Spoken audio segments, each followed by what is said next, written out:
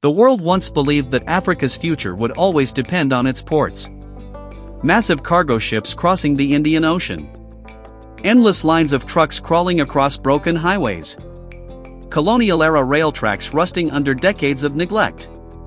For more than a century, East Africa's landlocked nations remained trapped behind geography, politics, and outdated infrastructure. But something extraordinary is now unfolding deep inside the Rift Valley. Across Kenya, Uganda, Rwanda, South Sudan, and beyond, giant steel corridors are being carved through mountains, deserts, forests, and highlands. China is pouring billions of dollars into one of the most ambitious railway projects of the modern era. High-speed electric trains are beginning to replace the old colonial ghost trains that once symbolized European domination. Freight that once took weeks to move inland may soon travel in days.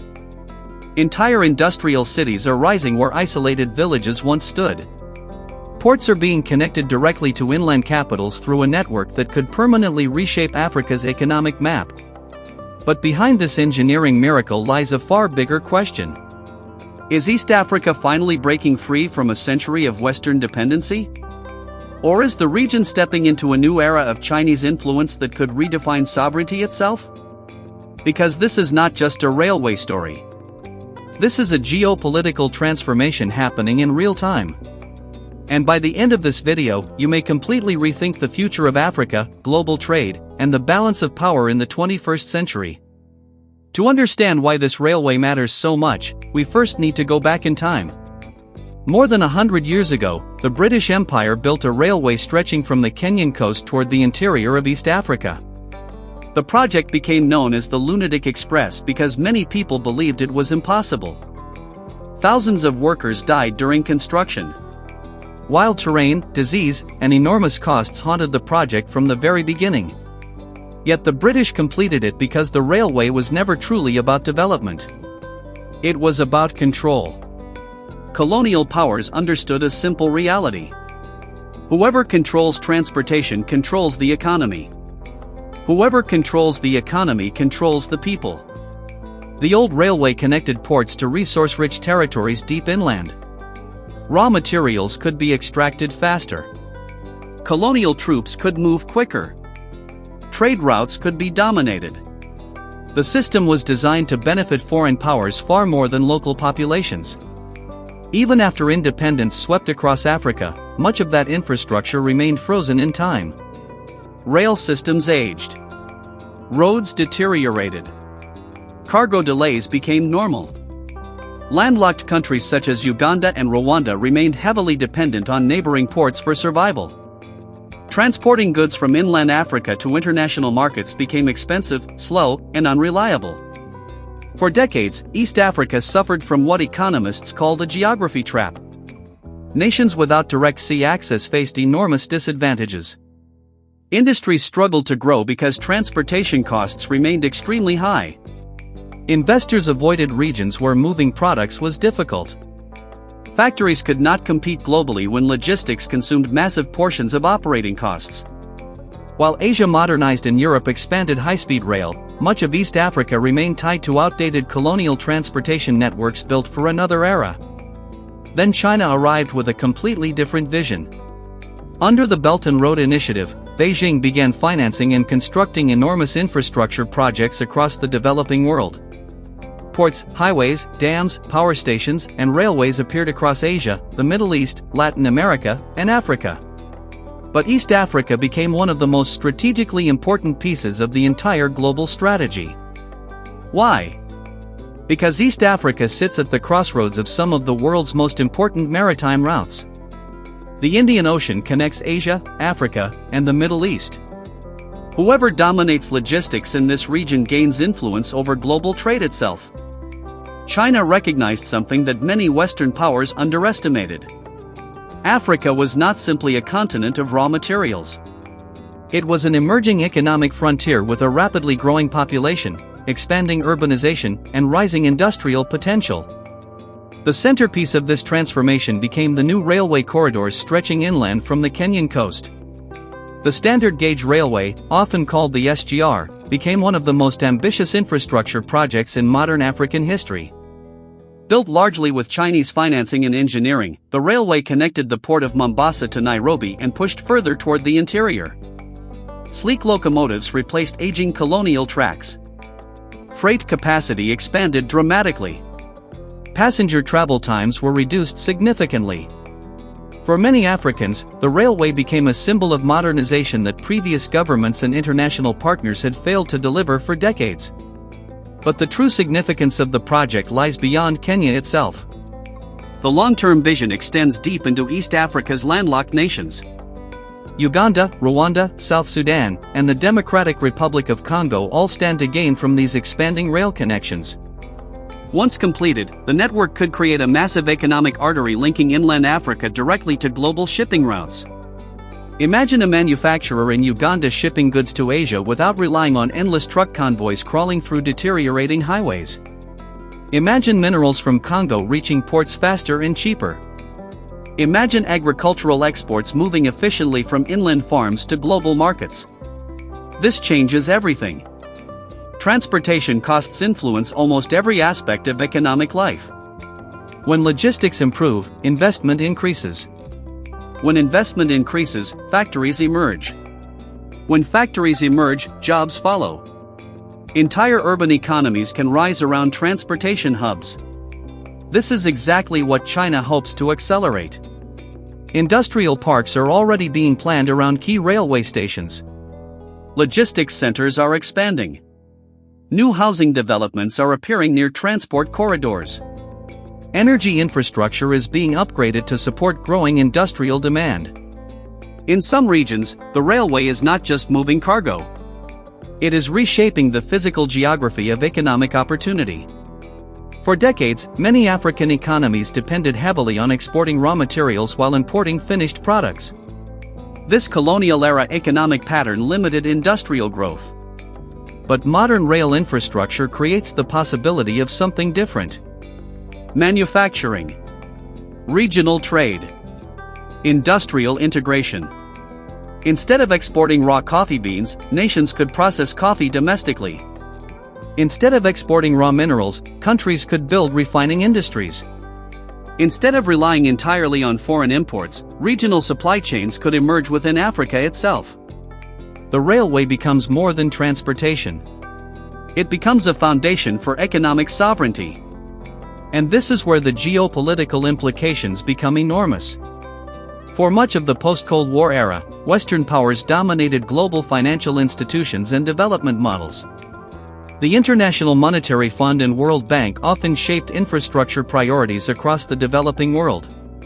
Loans frequently came with political conditions, governance demands, and economic restructuring requirements. China introduced a different approach. Fast financing, rapid construction, massive physical infrastructure. Beijing presented itself as a partner focused on development rather than political lectures. For many African leaders frustrated by decades of slow Western investment, China's model appeared highly attractive. Railways that had been discussed for decades suddenly moved from paper to reality. But critics quickly raised concerns. Who truly benefits from these projects? Can African nations sustain the debt? Does Chinese financing create long-term dependency? These questions sparked heated global debate. Western analysts warned about so-called debt trap diplomacy, arguing that China could use financial leverage to gain political influence over vulnerable nations. Supporters of the projects responded that Africa desperately needed infrastructure regardless of geopolitical competition. The reality is more complicated than either side admits. Yes, some African governments face rising debt burdens linked to large infrastructure loans. Large-scale rail projects are enormously expensive. Cost overruns, corruption risks, and repayment pressures are genuine concerns. But it is also true that infrastructure deficits have historically crippled African economic growth. Without roads, ports, railways, and energy systems, industrialization becomes extremely difficult. This creates a difficult balancing act for East African governments. Reject infrastructure investment and risk continued economic stagnation. Accept foreign financing and risk external influence. Many leaders believe the potential rewards outweigh the risks. And from China's perspective, the strategy extends far beyond economics alone. The railway network strengthens Beijing's long-term geopolitical position across Africa. Chinese companies gain construction contracts. Chinese manufacturers access new markets. Chinese political influence expands through strategic partnerships. At the same time, East African nations gain leverage in global diplomacy by diversifying international relationships beyond traditional Western alliances. This shift reflects a much larger transformation happening across the global South. For decades, developing nations often had limited choices between major powers. But the rise of China has created a more competitive international environment. African governments can now negotiate with multiple global players seeking influence, investment, and partnerships. This changes the power dynamics entirely. East Africa is no longer simply a passive region waiting for foreign assistance. It is becoming a strategic battleground for 21st century influence. And infrastructure is the weapon of choice. Every railway station, logistics hub, and industrial corridor carries geopolitical significance. The implications stretch far beyond Africa itself. Global supply chains are changing rapidly. The pandemic exposed vulnerabilities in international logistics systems. Maritime bottlenecks disrupted trade worldwide. Major powers began searching for alternative transportation routes and diversified supply networks. East Africa's railway expansion fits directly into this new global reality. The region could eventually become a major transit and manufacturing hub connecting Africa to Asian markets. Ports on the Indian Ocean may evolve into critical gateways for continental trade. Inland cities once considered geographically isolated could become major industrial centers. This possibility explains why international attention on East Africa is intensifying. The United States, European Union, Gulf states, Turkey, India, and China are all competing for influence across the region. Infrastructure projects are now deeply connected to strategic rivalry. And nowhere is this rivalry more visible than in transportation corridors. China's railway projects are not isolated developments. They are part of a broader effort to reshape global trade architecture itself. For centuries, maritime power dominated international commerce. Control over shipping lanes meant control over trade. But modern infrastructure networks are creating new forms of connectivity that reduce dependence on traditional routes. Railways linking inland Africa to ports create alternatives to older economic systems shaped during colonial rule. This is why some African leaders describe the projects as a second independence movement. Not political independence. Economic independence. Yet enormous challenges remain. Railways alone cannot guarantee prosperity. Corruption, governance instability, political conflict, and weak institutions still threaten long-term success. Some railway lines face delays. Others struggle with profitability concerns. Maintaining advanced infrastructure requires technical expertise and stable financing. Security issues also create major risks. Parts of East Africa continue to face insurgencies, cross-border tensions, and political instability. Protecting major infrastructure corridors across vast territories is enormously difficult. Environmental concerns are another source of debate. Railway construction cuts through sensitive ecosystems and wildlife migration routes. Critics argue that rapid industrial expansion could damage fragile environments if regulations remain weak. Supporters counter that modern electric rail systems may actually reduce long-term carbon emissions compared to heavy trucking networks. The social impact is equally complex. Some communities welcome new economic opportunities. Others fear displacement, rising inequality, or loss of local control. Rapid urbanization around railway hubs may create both prosperity and social tension simultaneously. History shows that infrastructure projects often create winners and losers. The question is whether East Africa can manage this transformation more effectively than previous industrial revolutions elsewhere in the world. One thing is certain. The scale of change already underway is impossible to ignore. Inland cities are expanding rapidly.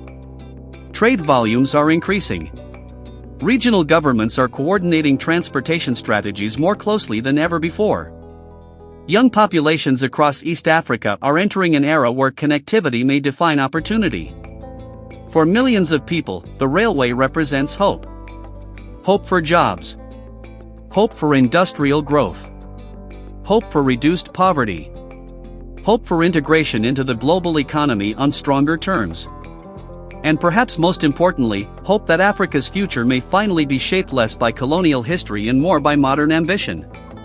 Still, skepticism remains powerful.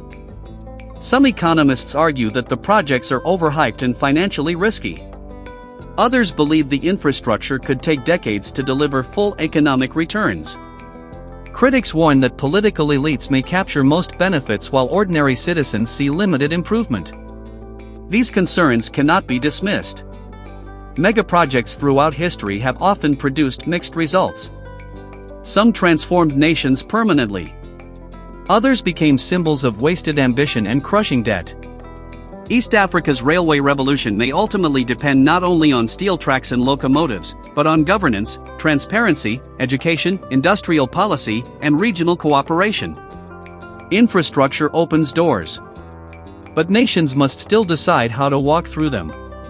What makes this moment so fascinating is that we are witnessing history while it is still unfolding. The final outcome remains uncertain. The railway could become the backbone of a new African economic era. Or it could become another cautionary tale of geopolitical competition and financial dependency. Perhaps the truth will lie somewhere in between. But regardless of the outcome, one reality is undeniable. The old world order in East Africa is changing. The colonial ghost train is fading into history. And in its place, a new network of steel, electricity, and geopolitical ambition is racing across the Rift Valley. The consequences may shape not only Africa's future, but the future of global trade itself. So now the question comes to you. When you look at China's massive railway expansion across East Africa, what do you really see? Do you see liberation from colonial-era isolation and the birth of a powerful new economic region? Or do you see a new form of influence replacing the old one? Can infrastructure truly create sovereignty, or does dependence simply change hands from one global power to another? And perhaps the biggest question of all. If East Africa successfully transforms into a connected industrial hub, how dramatically could that reshape the balance of global power in the coming decades? Share your thoughts in the comments below because this conversation is far bigger than one railway project.